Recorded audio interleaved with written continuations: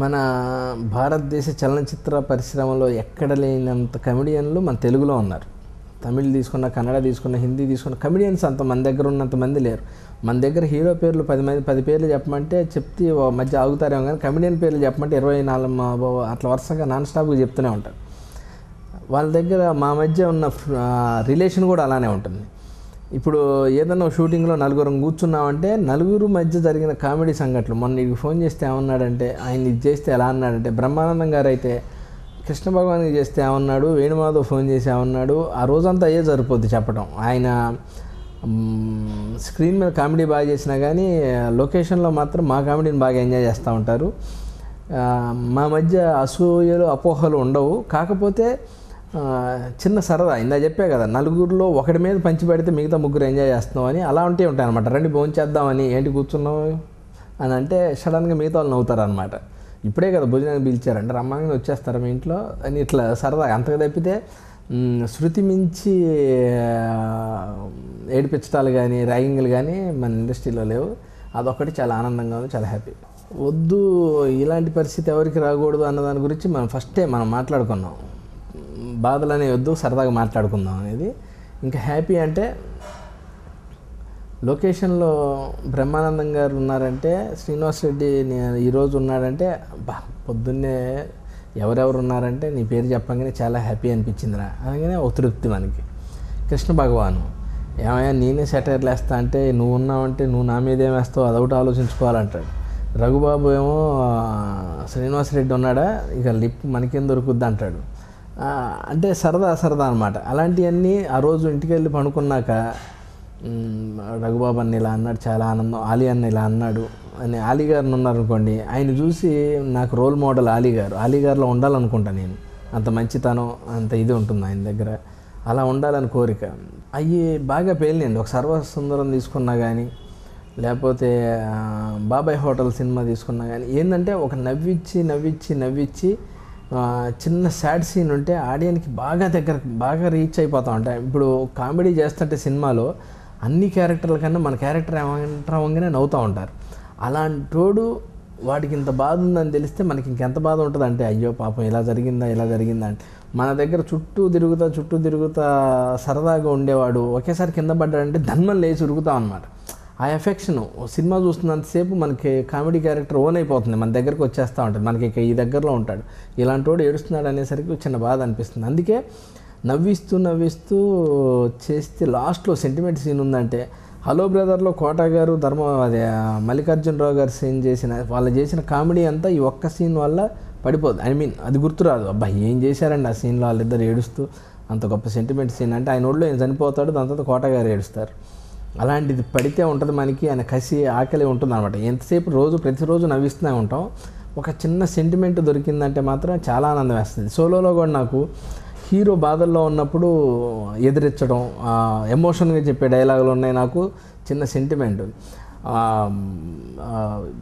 ఆప్యాయత అనురాగాలు అనేవి ఒకవైపు ఉంటే కాదు, రెండో వైపు కూడా ఉండాలి. బయలుదేరు అమ్మాయి నీకు ఎలాగూ లేదు, మేము కూడా కావాలనుకుంటే బయలుదేరు అని చెప్పే డైలాగులు కానివ్వండి. ఎందుకురా వద్దు అంటే ఇక్కడ తీసుకొచ్చావు ఈ మాట చెప్పడానికే, మళ్ళీ తనకు కనపడి తను డిస్టర్బ్ చేయడానికే. ఇప్పుడు కామెడీ ఎంత చేసినా కానీ అలాంటి ఎమోషన్స్ సీన్స్ చేసినప్పుడు ఇంకా తృప్తి ఉంటుంది అనమాట. అందుకే కమెడియన్ ఎప్పుడు నవ్వించడమే కాకుండా ఒక వెరైటీ కోరుకుంటాడు. ఉన్నట్టుండి చిన్న విలనిజం ఇచ్చారనుకోండి ఇంకా ఆనందపడతాడు అనమాట. బండి ట్రాక్ మీదకి ఎక్కేంత వరకు ఓకే అండి. ఎక్కిన తర్వాత ఫ్యూచర్ గురించి, అవును నేను ఇప్పుడు పర్లేదు సంపాదిస్తున్నాను, ఇప్పుడు బాగుంది, మనం రేపు ఒకేసారి సడన్గా ఏదన్నా ఇది వస్తే ఏంటి పరిస్థితి అనేది ఆలోచన ఉంటే మాత్రం సేవ్ చేసుకోవాలి. ఫ్యామిలీకి సెక్యూరిటీగా ఏదో ఒకటి ఏర్పాటు చేయాలన్నమాట. ఇవాళ రేపు రోజులు నమ్మకాలు లేవు, తెలియని కొత్త ఏమో వస్తున్నాయి. వాటి పేర్లు కూడా నోరు తిరగవు. అంత కొత్తమైన రోగాలు ఏంటో మరి. ఉత్తిపుణ్యానికి ఆ వీధిలోకి పోయినా కానీ వాడికి వచ్చేస్తుంది తెలియంది, అది ఇన్ఫెక్షన్ వల్ల. అందుకనే మెయిన్ మనని నమ్ముకున్న వాళ్ళకి ఏదో ఒకటి చేయాలి. దానికోసం మనం ప్రయత్నం చేసి దాని తర్వాత మనం ఎలా ఉన్నావు కానీ పర్లేదు. వాస్తవానికి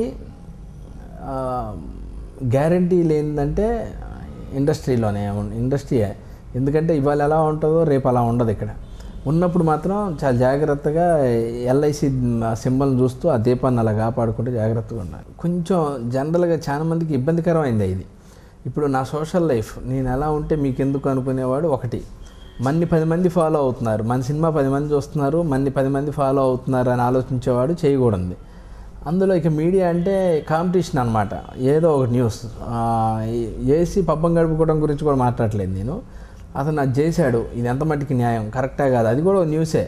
ఇప్పుడు ఆటో గుద్ది కాలు విరిగింది ఆయనకి, ఈ ఆటో వాడు తప్పు ఇది అని చెప్పి ఎంత ఫ్రాంక్గా చూపిస్తున్నారు. ఫలానా నటుడు ఈ తప్పు చేశాడు అని చూపించడంలో తప్పు లేదు, కానీ దానికి దొరకకూడదు. నా లైఫ్ నా ఇష్టం అనుకునేవాడి గురించి మనం వదిలేయాలి. మన నలుగురు ఫాలో అవుతున్నారు కాబట్టి మనం జాగ్రత్తగా ఉండనేవాడి గురించి మనం మాట్లాడుకోవాలి. నిజమండి, ఇది వాస్తవం. జంజాల్ గారు, ఈవి గారు వీళ్ళు సినిమాలు తీసుకుంటే కమెడియన్ల మధ్యలో ఒక క్యారెక్టర్ ఉంటుందన్నమాట. మిగతా వాళ్ళు ఓ 2-3 క్యారెక్టర్లు ఉంటాయి. ఇప్పుడు సినిమాల్లో ఏంటంటే అన్ని క్యారెక్టర్లో 2-3 కామెడీ క్యారెక్టర్లు ఉంటున్నాయి. ఈ జంజాల్ గారు, ఈవి గారు లేని లోటు పూడ్చలేంది. ఎందుకంటే వాళ్ళు ఉంటే, ఇప్పుడు ఈవి గారు ఉంటే జంబలడి బొమ్మ రీమేక్ షూటింగ్ జరుగుతూ ఉండేది ఇప్పటివరకు, అంటే సెకండ్ వర్షన్ పార్ట్ 2. దాంట్లో ఇక ఆ క్యారెక్టర్లో ఆ సినిమా గురించి చెప్పక్కర్లేదు మీకు. ఆయన గారు పోవటం మాకు చాలా బాధాకరం, చాలా లోటు. కానీ మెయిన్ కామెడీ అనేది ప్రధానమైందనే దాంట్లో చాలా ఆనందంగా ఉంది. ఎందుకంటే ఇప్పుడు దూకుడు సినిమా చూసుకుంటే ఆఖరికి ఎప్పుడు కామెడీ చేయని మహేష్ బాబు కూడా కామెడీ చేయటం వల్ల సినిమా బ్లాక్ బాస్టర్ హిట్ అయింది.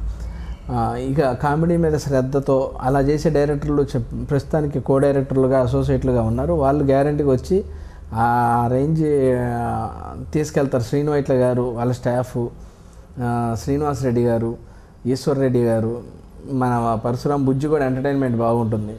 ఎలాగూ మాకైతే డోకా ఉండదేమో, కామెడీ అనేది ప్రధాన ఆకర్షణ సినిమాలో కాబట్టి పర్లేదు, బాగానే ఉంటుందని కోరిక. అంటే మైమ్ అనేది నాకు చిన్నప్పటి నుంచి ఇంట్రెస్టే. మైమ్ అంటే మాటలు లేకుండా ఓన్లీ హావభావాలతో నవ్వించడం. పుష్పక్ లాంటి సినిమా వాళ్ళు తీశారు, పాపం వాళ్ళు ఆశించినంత విజయం కాలేదు. ఆ సినిమా మంచి సినిమా అయింది, బాగుంది, అందరూ చూశారు, కానీ వాళ్ళు అనుకున్నంత ప్రాఫిట్స్ రాలేదు కాబట్టి మిగతా వాళ్ళు ధైర్యం చేయలేదు. నాకు అవకాశం వస్తే చేయాలని కోరుకుంటుంది, గ్యారెంటీకి చేస్తా కూడా నేను. అవును, అందరూ అడుగుతున్నారు, అబ్బాయ్య నువ్వు ఇంకేంది హీరో అయిపోతావు. నా ఉద్దేశంలో హీరో అవ్వాలంటే ఇంకా ఫేమ్ కావాలి. నేను అటు ఇటు కాని పరిస్థితుల్లో ఉన్నా, అటు బాగా ఫేమ్లో లేను, ఇటు తెలియకుండా లేను, మిడిల్లో ఉన్నా. నా పరిస్థితి కూడా చూసుకోవాలి. నేను వన్స్ హీరోగా ఒక సినిమా చేస్తే దానివల్ల ఒక 10 సినిమాలు వదిలేయాలి. దానికన్నా 10 సినిమాల ద్వారా కనపడి ఆ పేరు తెచ్చుకోవటం బెస్ట్ అని ఆలోచన నాది. అంతకీ కాదు నువ్వు చేయాల్సిందే అని ఎవరన్నా పట్టుబడి వస్తే మాత్రం కాదనలేను. కాకపోతే ఏంటంటే ఇంకొంచెం ఫేమ్ అయిన తర్వాత హీరోగా చేస్తే జనాలు కొంచెం చూస్తారు. ఇప్పుడు అంత ఫేమ్ లేదు నాకు, అటు ఇటు కాని పరిస్థితుల్లో ఉన్నా. ఏమైనా కమెడియన్ హీరో అయితే మాత్రం 10-15 సినిమాలు మిస్ అవుతాం, జనాలకి దూరం అవుతాం. ఆ సినిమా వచ్చిన దాకా మనం కనపడం స్క్రీన్ మీద. వన్స్ ఎలాగో చేసిన తర్వాత వస్తాం అనుకోండి, దానికన్నా సేఫెస్ట్ ఇదే హ్యాపీ. 10 సినిమాల ద్వారా 10 రకాల క్యారెక్టర్లు చేయొచ్చు.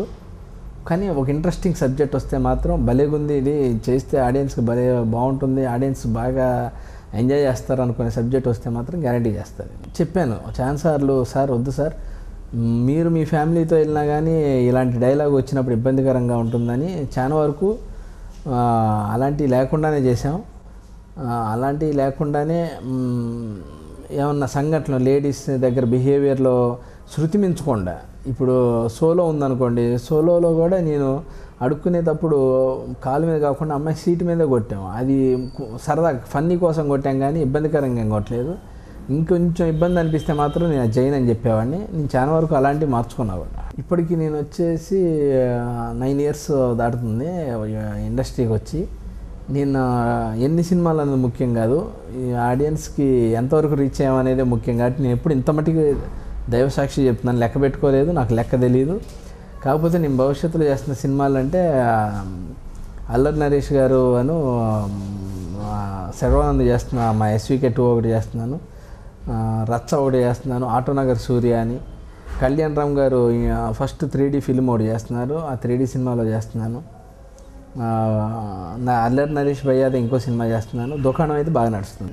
ఆడియన్స్కి చెప్పే స్థాయి ఏం లేదు, నేను ఆడియన్స్కి అంత గొప్ప మెసేజ్ చేయలేను. వాళ్ళందరూ తెలిసిన వాళ్ళే. ఒకప్పుడు అంటే ఏం తెలియని అమాయకులు, ఇప్పుడు అంతా మీడియా వాళ్ళంతా ఓపెన్ అయిపోయింది. ఇండస్ట్రీకి వద్దాం అనుకునే వాళ్ళు మాత్రం కొంచెం సెక్యూరిటీ చూసుకొని రండి. ఈజీగా కొట్టేద్దాం అని అంత ఆషామాషి వ్యవహారం ఏం కాదు ఇది. చెప్పాను కదా, టాలెంట్ ఉంటే మాత్రం 5 to 10 years పడుతుంది.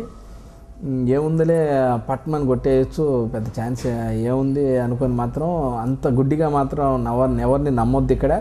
ఇక్కడ ఎంత మంచోళ్ళు ఉన్నారో అంత మోసం చేసేవాళ్ళు కూడా ఉన్నారు. సినిమా మొదలు పెడతారు, సినిమా మొదలవుద్ది, దాని తర్వాత ఫైనాన్స్ లేక మధ్యలో ఆగిపోతాయి. కొంచెం జాగ్రత్తగా ఉండి జాగ్రత్తగా ట్రై చేస్తే మంచి ఇండస్ట్రీ ఇది కూడా.